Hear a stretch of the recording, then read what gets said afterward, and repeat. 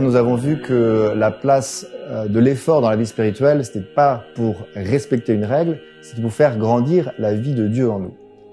Et cette affirmation, elle est tout à fait traditionnelle, non seulement dans l'Église catholique, mais même dans la sagesse du monde, puisque avant que l'Église n'émerge, avant que le Christ nous enseigne, déjà, dans toutes les religions, tout le monde fait le constat que si on veut grandir en spiritualité, en relation avec Dieu, eh bien, il va falloir mettre les choses en ordre. Et ce travail de mise en ordre, il a un nom qui existe avant le christianisme et que le christianisme va reprendre, ça s'appelle l'ascèse. L'ascèse, c'est un mot un peu compliqué en grec, askésis. Ça désigne à la fois, et c'est ça qui est intéressant, l'entraînement des athlètes pour les Jeux Olympiques et à la fois les apprentis philosophes qui se mettent à l'école de Monsieur Platon et qui veulent vivre une vie selon les principes de Platon. Donc, dans un sens non chrétien, l'ascèse, c'est le travail pour se transformer et devenir conforme à des valeurs. Mais l'ascèse chrétienne, c'est pas tout à fait la même chose. Il s'agit pas de se transformer pour être conforme à des valeurs qu'on aurait choisies. Il s'agit de faire des efforts pour être en cohérence avec ce que Jésus lui-même nous a enseigné. Il s'agit de se transformer, mais pour suivre l'évangile de manière plus étroite, pour le suivre à la lettre. Et les grands maîtres, ou les premiers qui se sont mis un peu à fond là-dedans, ce sont ce qu'on appelait les pères du désert. Donc les premiers moines, des gens qui ont voulu prendre l'évangile à la lettre et se dire, ok, c'est notre règle de vie, on va essayer de le suivre le plus étroitement possible. Et ce qui est intéressant, c'est que ce travail sur la vie, eh bien, il a pas mal de points communs avec l'entraînement des sportifs. Et même, on peut dire qu'il a 3 points communs principaux. Le premier, c'est que c'est systématique, c'est quelque chose d'organisé. Le deuxième, c'est que c'est fastidieux, ça nous coûte un peu. Et le troisième, c'est que c'est un effort collectif. L'entraînement de l'ascèse, c'est un effort systématique. Il s'agit de faire grandir la vie de Dieu en nous, de collaborer au mieux avec l'action de la grâce dans mon cœur. Et donc, c'est tous les aspects de ma vie que je vais chercher à mieux rendre conforme à l'Évangile. Tout, ça veut dire non seulement manger moins le vendredi, mais aussi moins juger, mais aussi pardonner plus facilement, mais aussi être plus généreux. Donc c'est toute ma vie que je vais organiser et je vais essayer de faire ça de manière systématique. Vous voyez, un entraînement efficace, aujourd'hui, je suis pas un grand sportif, mais ceux qui le sont le disent, l'entraîneur, il fait pas ses exercices au hasard. C'est pas, je vais courir un jour et puis demain, peut-être que j'irai faire autre chose, je sais pas trop, je choisirai selon l'humeur. Les choses sont bien organisées pour être efficaces. Donc ça, c'est l'ascèse, c'est bien organisé, c'est systématique. La deuxième chose, c'est que c'est un peu fastidieux. C'est-à-dire que c'est normal que ça coûte un peu à notre confort. Il ne faut pas avoir peur de cette dimension fastidieuse. Il ne s'agit pas d'en faire le critère ultime, mais il faut savoir que ça aura lieu. Il y a un adage d'un YouTuber qui n'est pas un père de l'église, mais qui est fort sympathique, Thibaut InShape, qui dit en musculation « no pain, no gain ». Donc si ça coûte pas, ça marche pas, l'effort n'apporte rien. Si mes haltères ne font pas mal à mes muscles, vous voyez, mon muscle il va jamais grandir. Eh bien, il y a un peu la même chose avec notre cœur. Si l'effort que je fais ne me coûte pas un petit peu, en fait, je reste dans quelque chose de facile et donc je grandis pas. Donc le deuxième aspect de l'ascèse, c'est que oui, il faut que ça coûte un petit peu. Et le troisième, qui est très très important, c'est que c'est un effort qui est personnel, c'est moi qui vais jeûner, c'est moi qui vais prier, c'est moi qui vais partager, mais en réalité qui est toujours collectif. De même, les sportifs, vous savez, quand ils ont gagné des médailles, ils disent « je remercie mon coach, ma famille, ma femme, mes enfants », c'est grâce à eux. Et c'est pas pour être sympa qu'ils disent ça, c'est parce que c'est réellement grâce à eux, réellement grâce à leur soutien, qu'ils ont atteint leur objectif, qu'ils ont obtenu leur médaille. Et bien de la même manière, nos efforts de carême, c'est pas un effort solitaire de moi avec mon petit Jésus qui essaye de devenir un super fort, un super chrétien. C'est moi comme fils de Dieu qui reçoit son amour, mais qui reçoit son amour dans une famille qui est l'Église.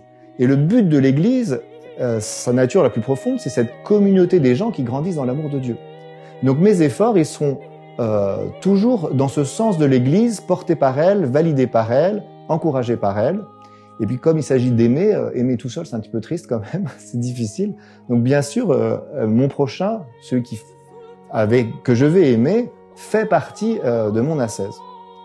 Donc, comme l'entraînement du sportif, l'ascèse chrétienne, l'ensemble des efforts qu'on fait pour mettre notre vie en cohérence avec notre foi, elle est systématique, fastidieuse et collective. Mais cependant, il y a une grande différence, une énorme différence, c'est que il faut bien comprendre que Dieu, il est présent dès l'origine et jusqu'à la fin. C'est-à-dire, à l'origine, c'est Dieu qui va me faire désirer tout cela. C'est lui son amour qui doit me pousser à faire ces efforts-là. Et c'est la croissance de son amour qui va me motiver à faire les efforts. Je désirerais être plus généreux. Donc ce désir-là, je vois qu'il y a quelque chose en moi qui résiste. Et c'est le Seigneur, en me montrant mes limites, qui va me donner l'envie de m'en affranchir, de faire des efforts pour être plus généreux. Donc le Seigneur est à l'origine de mon ascèse, et puis il en est à la fin. C'est-à-dire que tous mes efforts, je les fais pas pour me sentir meilleur, pour me sentir un super chrétien qui a atteint ses objectifs. Je le fais parce que je veux aimer mieux Jésus. Vous savez, la phrase de Jésus qu'il dit, je réfléchis, j'ai plus la citation exacte, ça va venir. Celui qui m'aime, Jésus nous dit, celui qui m'aime, c'est celui qui fait la volonté de mon Père. Et donc, puisque je vois que faire la volonté de Jésus, c'est pas si facile, bien je vais m'entraîner, mais parce que je l'aime et je veux faire sa volonté. Alors parfois on peut se demander si ces trucs-là, ça vient pas un peu du Moyen-Âge. Est-ce que aujourd'hui la psychologie nous dirait pas attention, il faut faire gaffe. Justement, on a découvert des choses au XXe siècle et qu'il ne faudrait plus faire comme ça. En réalité, c'est tout l'inverse. C'est-à-dire que il y a une école de psychologie qui s'appelle la psychologie cognitivo-comportementale. Ils ont montré, les scientifiques américains, que il y a plusieurs affirmations qui étaient tout à fait traditionnelles dans l'Église, qui rejoignent exactement les découvertes que eux ont faites avec des expériences à l'aveugle, etc. Et en gros, c'est l'idée toute simple qu'on peut identifier notre volonté à un muscle. Et comme un muscle, notre volonté a deux caractéristiques. La première, c'est qu'elle a un effort limité dans le temps. À l'instant T, je peux pas sauver la planète. Il y a un moment, si je repose sur ma volonté, je vais craquer. Donc j'ai jeûné tout mon vendredi, je suis un peu à cran, et quand j'arrive à la maison, en fait, je rentre dans une colère noire parce que ma volonté est à bout et j'ai plus de résistance. Donc il faut savoir limiter son effort. Et si on le fait pas, on risque de faire le yo-yo, c'est-à-dire un gros effort, une grosse crise, un gros effort, une grosse crise, et on alterne de manière beaucoup trop violente les efforts et les temps de compensation. Donc ça, les psychologues confirment ce que disait saint François de Sales, les pères de l'Église, depuis le début de l'Église. Deuxième découverte des scientifiques, des psychologues américains, c'est l'idée que, comme un muscle, ma volonté, en s'infligeant des petits exercices pénibles et réguliers, eh bien, va acquérir une meilleure maîtrise d'elle-même, plus de force en fait.